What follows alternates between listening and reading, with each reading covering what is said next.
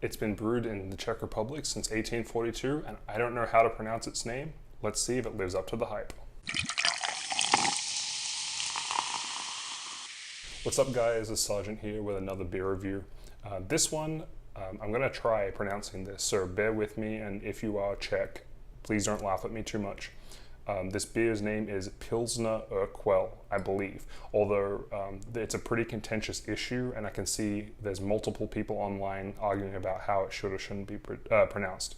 Either way, I was not familiar with this beer until fairly recently. I was stopped by my local Turtle Wine and More here in San Antonio, and they had one of the promotional people out for the brand handing out little samples, and I tried it and I thought it was delicious, so I figured I would pick it up.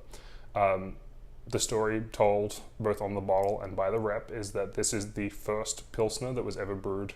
As I said, has been brewed since 1842, and the bottle says that it's been brewed in the same place with the same ingredients, all that stuff, for that period of time, which is pretty remarkable when you think about, particularly in this day and age where, corporate executives and all that stuff are ready to kill a product the moment it starts performing a little worse than it did in the past. So big ups to Pilsner Urquell, or however you pronounce it, for getting that down for such a long period of time. Alrighty, so let's see what we got here. So again, it is looking pretty typical of a Pilsner. Surprise, surprise, considering it is apparently the original one brewed in Pilsen Czech Republic. Got a nice yellow color, fair amount of carbonation. Didn't build as big of a head as I would have expected for a beer of its variety and in this color.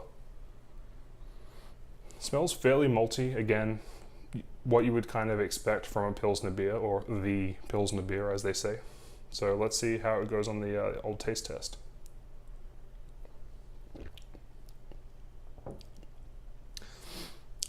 As I remembered, it's a very, very nice beer.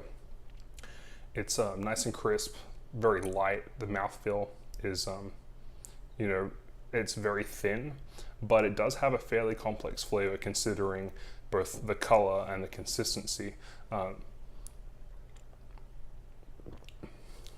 It's quite malty. There's a lot of malt coming through there. Slight hint of hops, tiny little flavor of bitterness. If you're looking for something with a high IBU, this is not your beer.